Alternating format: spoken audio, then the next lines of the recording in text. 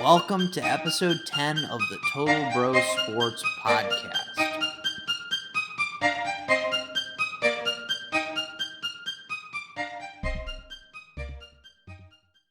Well, welcome with Jack, Kai, Alex, and Ben. And today, our big headlines for the news today. Eagles fire Doug Pederson. The NHL season starts on January 13th, and James Harden gets traded to the Nets. Hit off with you, Kai, with a scoregami alert.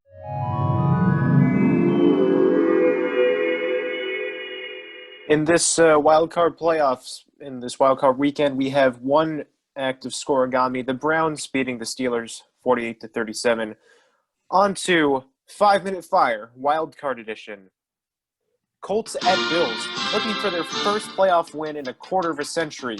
The Bills, off the back of Josh Allen doing Josh Allen things, found themselves with a 24-10 lead in the fourth quarter. However, Phillip Rivers and the Colts attempted a comeback and got very close, only to fall short in what could be Phillip Rivers' last NFL game. The Bills squeaked by 27-24. Rams at Seahawks. Former AAF and Jets preseason legend John Wolford got his second career start, which didn't last long. After Blitz boy Jamal Adams laid a fairly dirty hit on Wolford, it forced the Rams to bring in Jared Goff, who was 12 days removed from thumb surgery. The Rams took the lead early and never looked back, moving to 36-0 under Sean McVay when leading at the half. Rams win 30-20. Bucks at football team. Alex Smith out. Taylor Heineke in. Against all expectations, and really against all laws of physics, Taylor Heineke played like a pissed-off Aaron Rodgers. Washington's defense played like Swiss cheese despite the amped-up efforts of stud rookie Chase Young. Tom Brady performed like his usual self, tossing 2 touchdowns for 381 yards. However, Heineke was not far behind, throwing for 306 yards and 1 touchdown, rushing for another, and tossing 1 interception, although I will note it was tipped.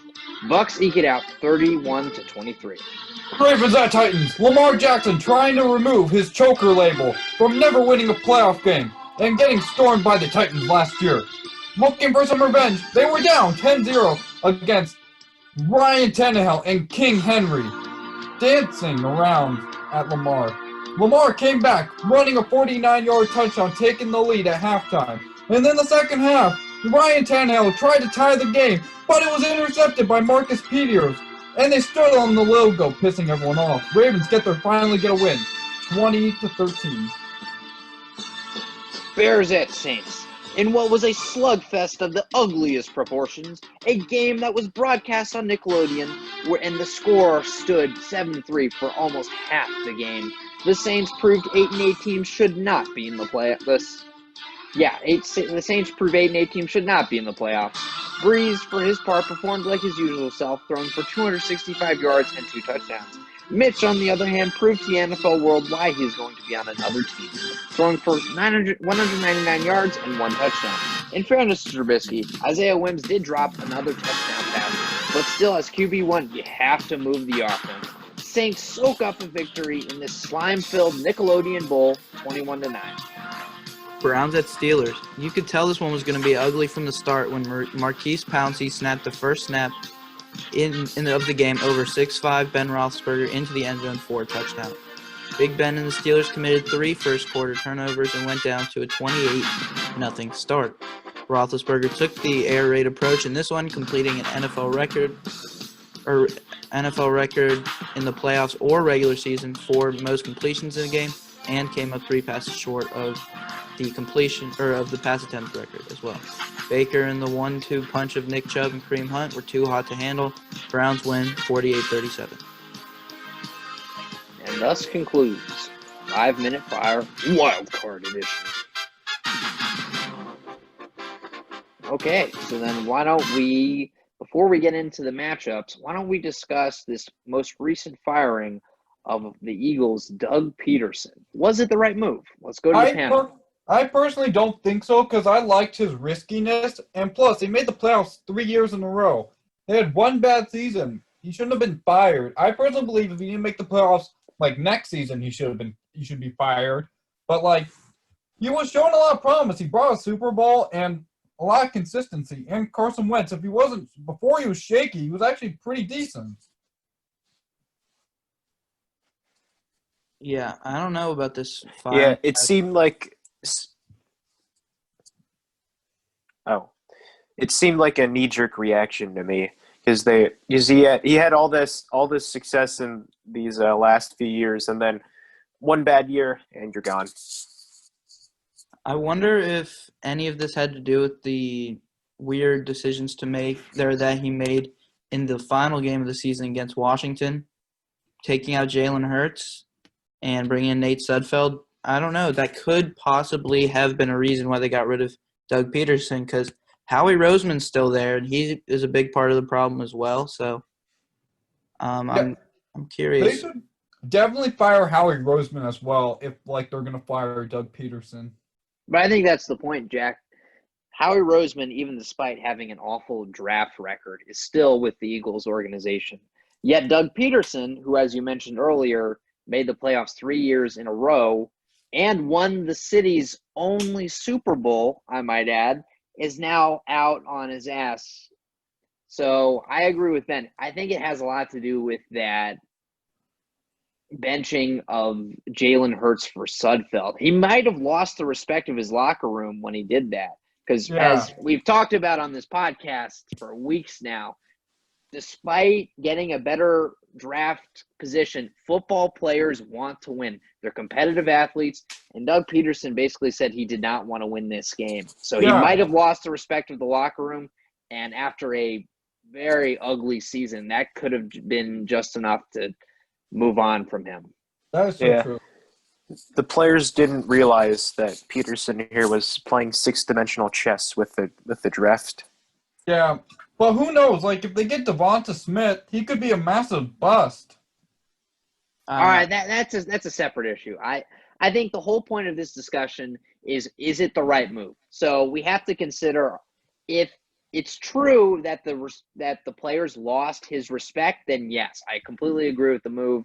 If the locker room is no longer with him, the relationship's broken, you have to move on. And I think that was the case with Bill O'Brien with the Texans. If that's not the case, then, this is an awful move. This guy, he's a winning coach. He's won the city's only Super Bowl.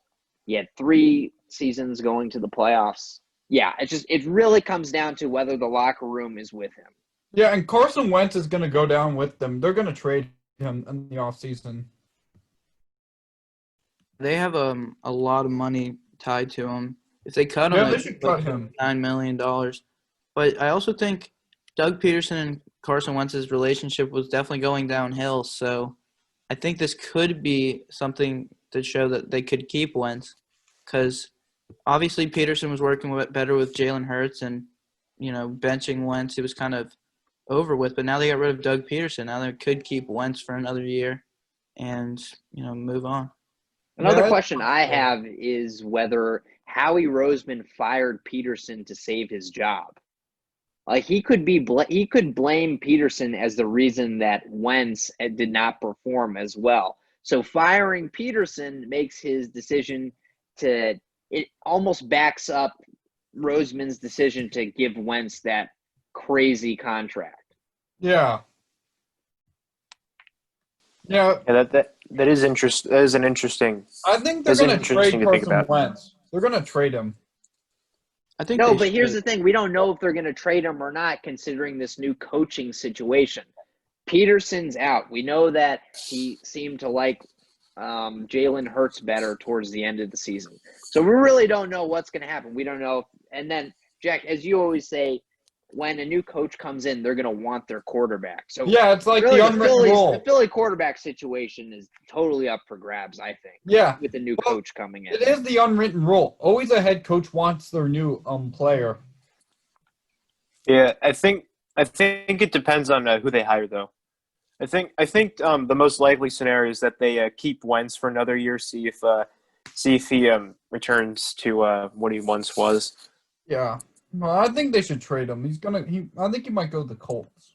No, I think if you keep Wentz and you have him, I know he wants. No, I'm saying he could want out with Pederson there, but now that Pederson's gone, maybe the new coach will be more favorable to Wentz, and he could roll with him through for the season, kind of see if he pans out.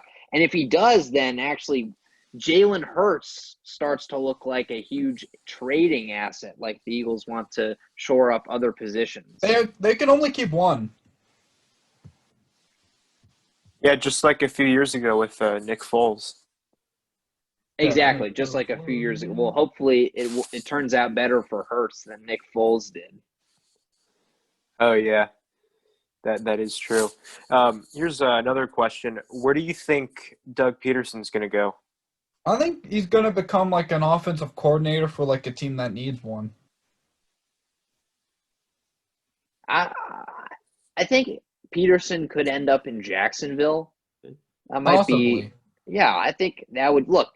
The Shah Khan seems to be okay with getting people from Philly because he brought Foles in for that ridiculous contract.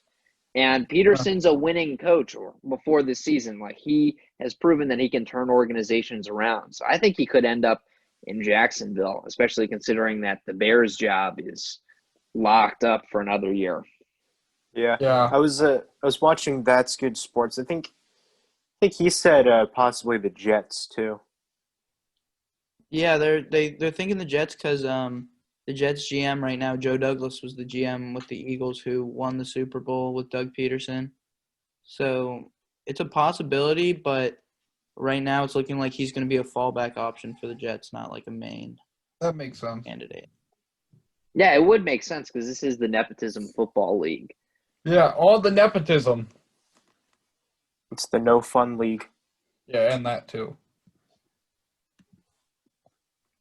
All right, well, I think we should go into the playoffs now. Sounds good. So there's going to be 2 games on Saturday to start. Packers-Rams. What do you guys think?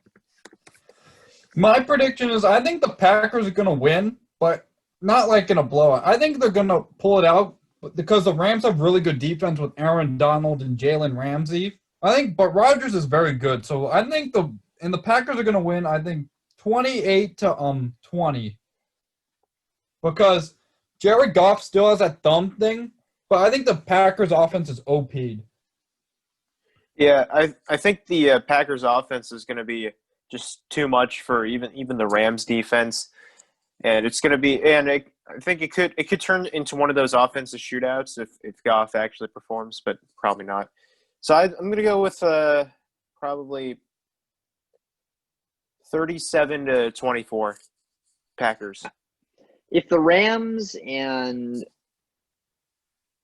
Packers ends up being a shootout, then the Packers will win this game. The Rams offense does not look great, especially with Goff coming back 12 days removed from a thumb surgery. And it just doesn't seem Goff has had the confidence that he used to. No, and it's just Goff was shaky last week. Goff was shaky. He didn't perform that well against the Seahawks. So if this is a shootout, then Packers are winning. What's your But prediction? we'll see. Maybe the number one defense in the NFL, the Rams, can shut down the Packers. The Packers are overpowered. They're really good. What's your prediction, Alex? I don't know. I think that the Packers will win this game 30-14. Okay. Ben, what's your prediction of this game? So I think that the Packers will win this, but I think it'll be more of a landslide than people expect. I do like the 30-14. I was thinking they were going to win 30-10 because Jared Goff really – he didn't impress last week, and it makes sense, with the just coming off of a thumb surgery. But the key for the Rams, if they want to win, they got to run the ball really well. They ran it. Cam Akers got 28 carries last week. They pounded the ground, and I think it'll just be too predictable, and they just don't have another option. So I think Green Bay wins 30-10. Okay, so now for those of us who don't know, what is the situation, or I haven't actually kept up on the situation with John Wolford, because I was actually excited to watch a Rams game with this guy in there because he's elusive. I know. We know the injury. Yeah, he got a neck injury, but where does this stand for this game this week? That means Blake Bortles is going to be on the second string. Interesting. Blake Bortles, that's a name I haven't heard since 2017. Yeah, he's bounced around a little bit Yeah, he's a after leaving there. But so is Wolford ruled out for this week? Yep. For Is there a precaution. timetable on his return or no? I don't know.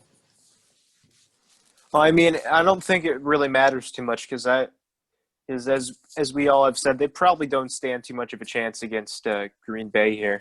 Yeah, But Aaron I think Donald with Wolford at the helm of the offense, I think it might move better than with Goff. But the problem is that now that you've played Goff, you've kind of lost the excuse to bench him. Like he can play, he's healed. So now, without damaging your relationship with Goff, you cannot start Wolford. So I think it's unlikely, even if he was healthy, that they're going to put him back in. Yeah. All right. So next game on Saturday, very interesting one. Ravens-Bills. This is my statement. I'm going with the Ravens upset, 24-21. The Ravens have a really good defense, and Lamar Jackson's found his groove. And I believe that even though the Bills' offense is really good, I think the Ravens' defense can shut down Stephon Diggs, Cole Beasley, and John Ross. And I think they can put pressure on Josh Allen where he's going to have to throw it a lot. But I think the Ravens are going to eke this out with an upset, 24-21. Yeah, this should be a good game, but I think the Bills are going to win this one. Personally, but it will be close. That is for sure. I'm going to go with Bills. Let's say 35-31.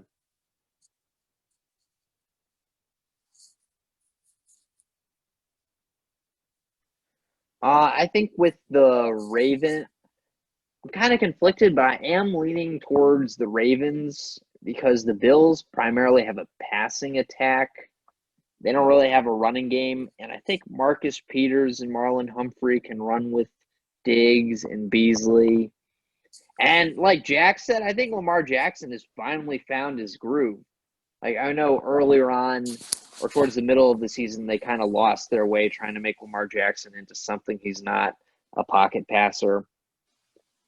So I think now with the Ravens having gotten hot the last couple weeks and finishing out the season strong and now beating their former foes in the Titans who knocked them out of the playoffs, I just think they have a lot of momentum going into this week. And I think that their offense is just overpowered. I don't think the Bills' defense can shut them down because the Bills' defense is prone to errors, as we saw when they played the Chiefs. So I'm going to go with Ravens 24, Bills 17. Yeah, it is true that the Ravens have the momentum, but I think especially in these times, I think momentum can change drastically at any moment. Yeah, I think Lamar maybe just needed to get one, a W in the win column and then, move on from there because he obviously struggled in the other two games. Now he got that one win. Now I feel like he'll continue to play really well. It'll be interesting because the Ravens, they shut down Derrick Henry last week, and obviously the types of offenses with the Bills and Titans are kind of polar opposites. So I think the Ravens definitely will keep it close, and it's really close. I'll go Ravens 27-24. I just think if they can shut down Stephon Diggs, I mean, he's just insane, great deep threat. But yeah, I definitely think Marcus Peters and Marlon Humphrey might be able to mitigate him. So I think Ravens. Okay, and to that point, why don't we throw some stats into this? Appears the Ravens have the number one passing defense in the playoffs thus far. They've only allowed 158 yards against the Titans. Yeah. The Ravens the Bills, hold on, Jack. And the Bills, and their only offensive mode is passing. Yeah, I think that Ravens are going to shut down this passing attack. Wait, Alex, the Ravens shut down Derrick Henry, possibly one of the best guys on offense this year. And they shut down A.J. Brown as well. Yeah, you're right. Exactly. They shut down A.J. Brown. You're right. And Derrick Henry. And the Bills don't really have a running game. Maybe if Zach Moss or Devin Singletary can have a good game, the Bills will be able to get some stuff. But, yeah, definitely they're definitely going to lean on the passing attack because that's what's gotten them to this point. So I don't see why they wouldn't. Yeah. And to that, we shall move on. There's 2 games as well on Sunday to start off, Chiefs-Browns. I'm going with the Chiefs. There's no question about it. The Chiefs are really good on offense. And I think they're too good for the Browns this time. They're not going to throw 4 picks, and you never sleep on the Chiefs. The Texans slept on them, and they lost. And I believe the Chiefs' offense, they're going to win this game 42-27. And I think that Mahomes wants to go back to back. And their defense is stepping up. I've seen their defense. They're playing good, but not great. But, the Browns, they played against the Steelers who had struggles in the first half, down 28-0. You almost never come back from that. So, and Baker, if they force Baker out, it's going to be a long day. If you keep him in the pocket, it will be a long day. And Pat Mahomes is really good. He's going to give it Tyreek Hill, McCole Hardman, and Travis Kelce, and Clyde Edwards-Helaire, and he's going to run a lot of touchdowns. And I think they're going to get 6 touchdowns. And that's why I think they're going to win 42-27. All right, question. Okay, so then the question really is who can contain this Chiefs offense? Looking at the stats, the Chiefs have, and during the regular season, they had the most yards of offense per game with 415.8. I don't know if this Browns defense is good enough to contain them. They have Myles Garrett. I just don't know if they can contain crazy passing threats of Hill, Kelce, as Jack said, McCole Hardman. So, yeah, I think I have to go with the Chiefs. Yeah, Denzel Ward's really good on the outside, but they really don't have that many. They don't have enough. I mean, no team really has a good enough secondary to stop the Chiefs, especially with Patrick Mahomes and his deep ball ability. I was really shocked that the Browns, went out to a 28-0 and then 35-7 start against the Steelers. I don't think anyone's expecting that. So, they showed that they can come in and upset a team on the road, but I just don't think that the Chiefs will let that happen, honestly. The Steelers was one thing, but there's no way. I say Chiefs 38-21. But I wouldn't be surprised as well if Baker throws a good amount, at least 4 touchdowns. He could definitely have a big day. But if this game goes into a shootout, Chiefs are winning. Yeah. Yeah, as much as I want the Browns to be in the Super Bowl this year, it's probably not going to happen. I mean, they're probably not going to be facing a team that commits 4 turnovers for the rest of the year. And I think it's probably going to go – I'm going to have to say Chiefs, and I'm going to actually do another scoregami prediction, 52-42. Oh, you're going with them winning 52-42? Yes, I think this is going to be a very offensive game. Yeah, Baker lit him up last week on offense. We've seen the Browns' offense go off a few times. I really wouldn't be shocked, especially if the Chiefs are winning by 24-17, then the Browns are just going to have to throw. I mean, the run game's been insane, but Baker's going to have to throw the ball a lot if they're down. So, as good as Baker as of late, we've also seen Baker drastically underperform the very next week. He is tapped in inconsistency. And in the playoffs, I mean, I don't know. I just don't see them going. But it'll be interesting. Sorry. Oh, no, I can definitely see this turning into an offensive shootout for the ages here. Yeah, right now the over's projected at 57. Seems like most of us, if not all of us, projected over. Yeah, that's true. And the last game, a classic Drew Brees, Tom Brady matchup, Saints-Bucks. Okay, I'm going with the Saints 31-24. I think it'll be closer than that Sunday night game, but I think the Saints have them by the balls. They have really good defense. And I think the Bucks are just they barely beat a 7-9 team. So I think Saints are going to win. And they look good on paper, but I think Brady is going to have trouble. He's going to get sacked about 3 times. Yeah, the Bucs have struggled against New Orleans all year, and I think this game's going to be no different. I'll go with the same score, actually, 41-24 Saints. I think it's just going to be a repeat of the past 2 games. You know, I'm kind of torn because it's just so hard for me, I feel like, to pick against Tom Brady in the playoffs. I think he's gotten too much experience. I mean, it's his 18th playoff. I mean, I know he hasn't been in the wild card, but it's his 18th playoff appearance. Drew Brees has been in it a lot, but I feel like the Bucs offense could be too much for the Saints to handle. And I don't expect it to be too high scoring. I'll go Bucs win 24-17. Yeah, I think I'm leaning with Ben on this one because I'm looking at both of their defensive rankings and they're kind of similar. Like the Saints have the number 5 defense, and then the Bucs have the number 7. But then when we're looking at offense, Tampa Bay is is the number 8 total on offense in terms of total yards per game. That was during the regular season, and then the Saints are like 4 spots below them. But they had to and start then we also have to Taysom Hill a few games. Yes. Yeah, that's true. Yeah. They did start Taysom Hill a few games.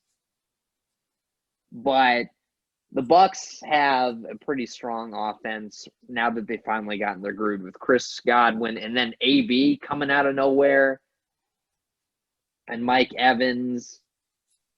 I just think that a combination of strong defense and Tom Brady in the playoffs, as Ben says, really bodes well for this Bucs team. I think that they can – I don't think the Saints are built for the playoffs, honestly. Like, we've seen them choke numerous years in a row. So, Yeah, well, I Bucs think are they going to might win choke. this game. I think they might choke in, like, the NFC Championship. You think the No, they're Bucs are going to choking win? this round.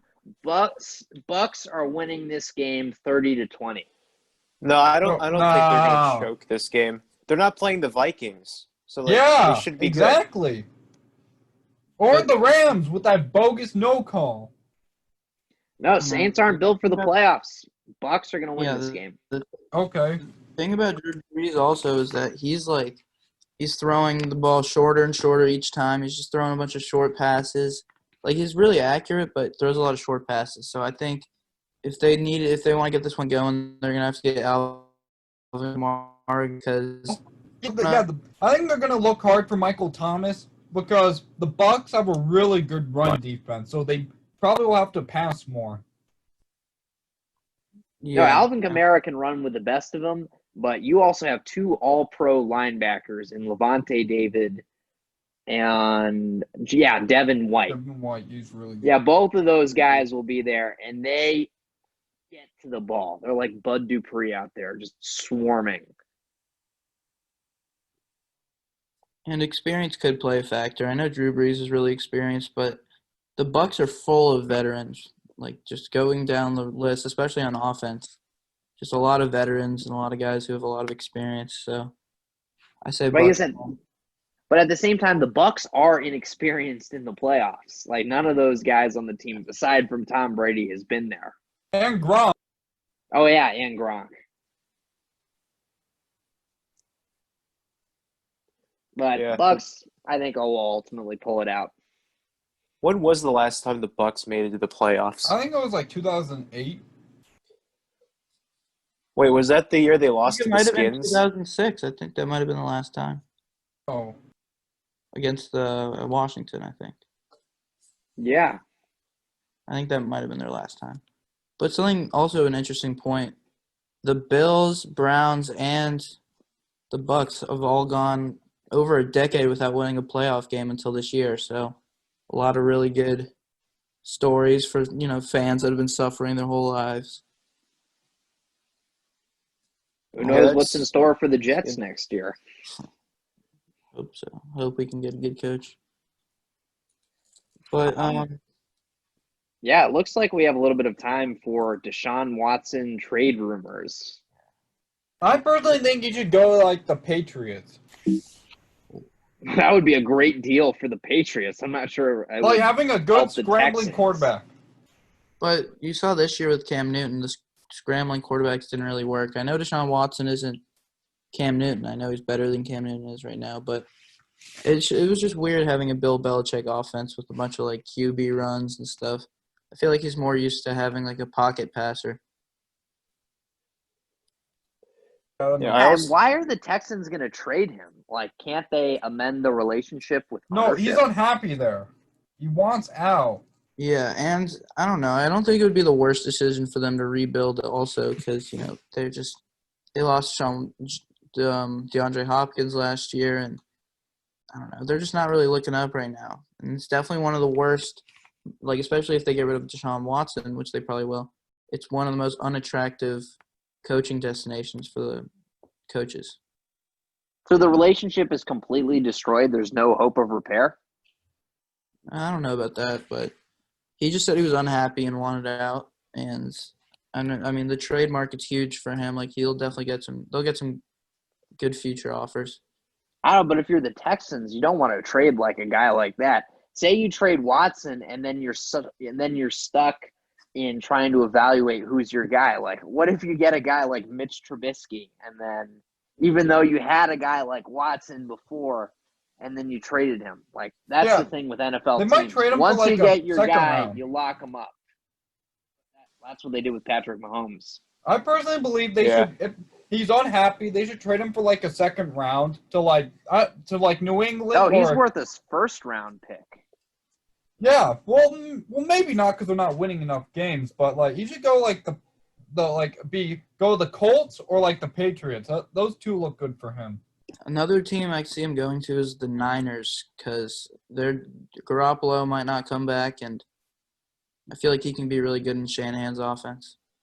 Yeah, I agree with that. Wait, would Garoppolo then end up going back to the Patriots? Do you guys think that could be a move that would happen? Possibly. I definitely see that happening. Belichick Garoppolo is like he signed a 5-year deal, but like he's 2 years in. So do you think they would trade him? Yeah, that's what I'm asking. Like, Ben, what were you saying? possibly like they might, and I don't know exactly, but I've been seeing they were saying Carson Wentz might go. Like I've been looking at those destinations, and they said the Niners were considered for like Deshaun Watson and Sam Darnold, and I mean I definitely think that they might move on from Garoppolo. Yeah, they might. There's a good chance they will. I think Garoppolo would thrive in New England again if he goes back there. Definitely. I also saw the Dolphins as potential. No, they're sticking with Tua. I saw the Dolphins. There's rumors about a Tua for Deshaun Watson trade. No, that's that's stupid. what I saw. That's a dumb thing. They want to trade. Why would the Dolphins want to trade Tua? Yeah, that's wasting a first-round draft pick. And it's weird because the Dolphins have the Texans pick right now, so they have the number 3 overall pick. Yeah, they're gonna get Penny. Yeah. Oh yeah, Sewell from Oregon. He's insane. Yeah. I feel like they should stick with Tua. I think they're in a perfect situation right now. Yeah, that's right. The Texans also kind of messed up their rebuild too because the Dolphins have their pick this year. Yeah, they did. They trade Larry. Yeah, so then that's another reason why the Texans should not be trying to trade Deshaun Watson if they've already messed up their rebuild. But he is unhappy there. He wants out. I know he's unhappy, but maybe you can sweeten the deal or something. Deshaun Watson was also it's also affecting their coaching because they're coaching a search because Deshaun Watson is reportedly unhappy with them not interviewing Eric Bieniemy. Is that how you say it? Yeah, from the Chiefs. Yeah, I saw that headline. Why is Deshaun Watson deciding what coaches should be interviewed? He's a player. Okay, live with it. What they were saying was the GM, or it was Bill Brown, or the owner, because Bill Brown's fired. They said someone really high up said to Deshaun Watson, we will consider we'll have you in on this, and we'll let you make all these decisions and have a say. But then they just ignored him and didn't do anything, and then they hired the coach. So now he's mad that he didn't get a say. That is completely backwards. That sounds very Snyder-esque. Yeah, have a player deciding what coach should be hired. yeah, That that's is not right. dysfunction. That's not right. It would That make is more not sense right. if it was a veteran too, who No, you sound like a cancer. Yeah, exactly. Yeah, Probably what yeah, happened in New England with Tom Brady, but this is not a veteran. Yeah, yeah. he was drafted in 2017. He's not been in the league that long. You shouldn't have a player determine what coach you have. Yeah. Like we already know what happened with the Cavaliers when a player is effectively the coach and GM. It didn't really end well with Yeah. LeBron at the helm. Yeah, LeBron was Exactly. like complaining to everyone. Like he traded half the team. But He traded half the team for old guys. Yeah, it just breeds dysfunction when you have something like that going on. But the other way around with like coaches, like not the players picking the coaches, but the coaches picking what players they want to play for. It's tough right now because with the Texans especially, because like you don't know if Deshaun Watson's leaving or not. You know if he stays. I'm sure that coaches would want to go to Texas, play with him or coach for him. But right now there's just too much uncertainty, so I just don't see how coaches would want to go to the Texans right now rather than like the Jets, the Falcons, Jaguars, any of those teams. Okay. Speaking of former head coaches, I think the Cowboys picked up Dan Quinn as a defensive coordinator. Oh yeah. Well, that's a poor move. Oh, it's a I great don't know move. if that's an It's a awful great move He's for a us. terrible offensive. Yeah. But I think he's a smart defensive guy. No, he knows how to blow 28-3 leads with poor game management. Yeah, that's why he's better as a coordinator, not as a coach. Yeah, that was in that game. People don't talk about it. Like there were so many opportunities. There's like an opportunity where they didn't run the ball, they threw it as an incompletion, they had to kick, and then like just some terrible game management. Yeah, exactly. But, definitely smart. I mean, the offenses would thrive there for Atlanta, but he's still definitely a good defensive coach. And Bill O'Brien, GM and former GM and head coach of the Texans, was signed by Nick Saban in Alabama to be their offensive coordinator as well. Wow. Which Bill is O'Brien still has credibility. It's interesting, but thank you for listening to the Total Bro Sports Podcast.